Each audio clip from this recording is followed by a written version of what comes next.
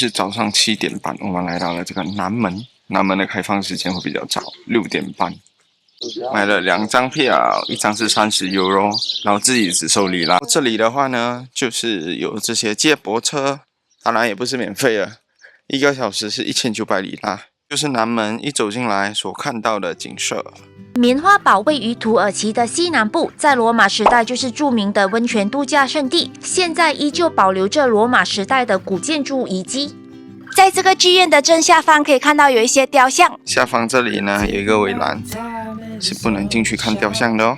这个遗迹出来左转呢，这里往下走，顺着这条路往下走，就可以到棉花堡啦。这个棉花堡呢，这里的水不是天然的，然后它应该是在人工注入水。这样子的话，照片会看起来更美哦。蓝白配色让这里美得像仙境。棉花堡是世界文化遗产之一，也是世界7大奇观之一。我们早上呢8点到的时候，看到我身后呢正在注水。如果说那个水会比较满的话，拍照会比较漂亮，所以我们建议早一点过来。可以看到下面这里都装满了蓝色的水，非常的漂亮哦。也有一个滑翔伞呢。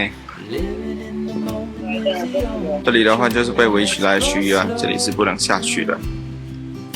可能因为我没有穿袜子的关系，走起来还没那么不舒服。觉得可以接受哦。棉花堡这里的话，还有人下水游泳哦。这是什么来的？不懂。有必要问吗？咦，这样恶心的这个感觉。现在的时间是9点05分，可以看到我身后的人流量已经很多了。如果想要拍完美照，然后要拍没有那么多人的照片的话呢，我们建议早上早一点过来会比较漂亮。可以的话，我们会建议从南门进，可以一次过走完古城和棉花堡。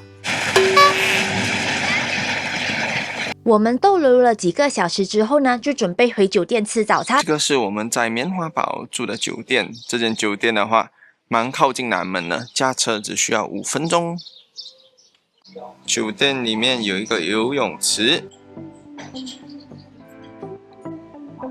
酒店的早餐是自助式的，好多菜啊！这间酒店，这里走完了，这里还有一排。哇，我第一次看到酒店的早餐有贡卵汤哎，好特别哦！它的菜的种类也超级多，我从来没有看过这些菜。哇，这个酒店才70元新币，非常的划算。来上最后一杯土耳其是吧？有腰身的这个杯，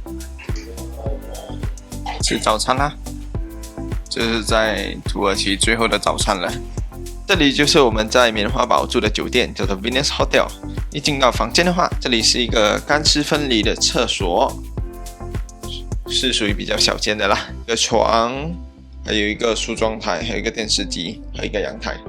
整体来说，这间房间不会非常的大，但是它胜在方便。顺带一提的话，刚刚我在 check in 的时候有看见，就是这里会有 shuttle bus 的服务，从这里到棉花堡，就是一个单程的服务，是从早上的9点钟开始。可是是没有从棉花堡回来的巴士哦。还有，如果你要订热气球的话，也可以在前台订。我看的话是80欧一个人。准备还车了，结束了我们土耳其的自驾之旅，要和土耳其说再见了。这个伊兹密尔机场啦，要从这里出发去圣托里尼。这个伊兹密尔机场呢是非常的小的，这里就是机场的全部部分了。我们买了爱琴海航空的机票，是会从这里转机到雅典，再从雅典去圣托里尼，在那个 lounge 里面啦。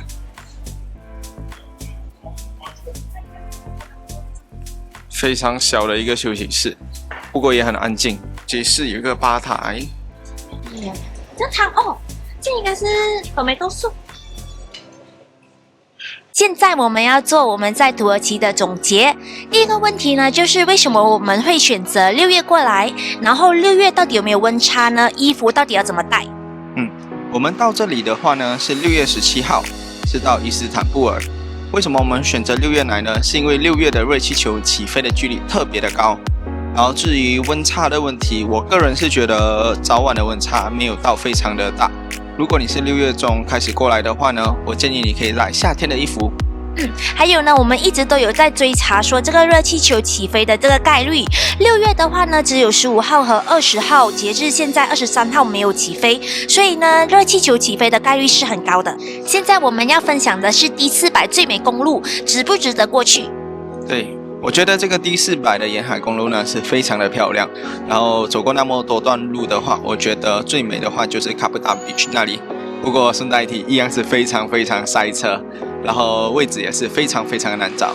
如果你是新手驾驶员的话，我会建议你可以走顺时针的方向，因为顺时针的话是靠里面那一侧，是比较靠近山，会比较安全一些。如果是外侧的话，就是接近海边的栏杆，会稍微有那么多一些危险。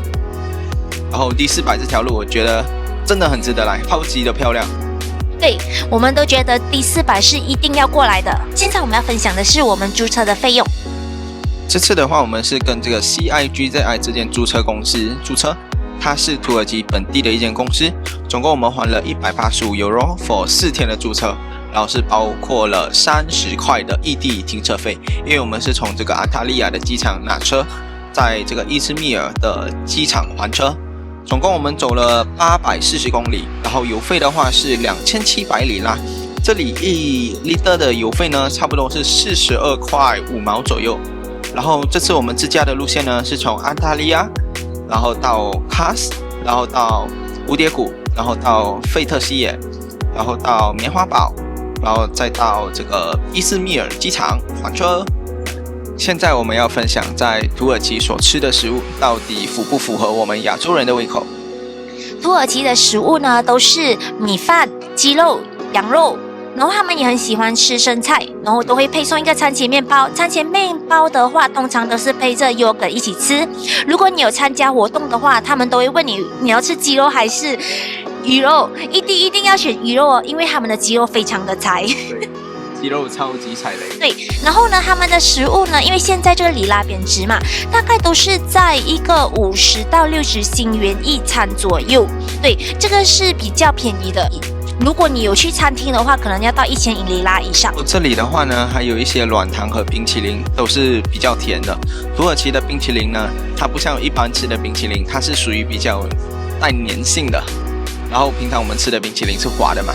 然后2的话是这里的软糖真的是超级无敌的甜，还有它的甜品都是很甜的。对，只有我们吃的这个1864还不错，没有到非常的甜。那间的话是100年老店，我们很推荐你们去试看看。在伊斯坦布尔。现在我们要分享的是土耳其的治安到底好不好呢？到底适不适合自由行呢？土耳其的治安呢，我们感觉是非常安全的。目前为止，暂时也没有遇到任何的兜售、诈骗，有没有遇到小偷之类的？晚上走在路上也是非常的安全。我们觉得土耳其的治安呢，跟这个法国啊、意大利这些欧洲国家比起来是非常的棒的。这就是我们在土耳其的总结。如果你喜欢我们的频道的话，请留言、按赞及分享。我们下期见，拜拜。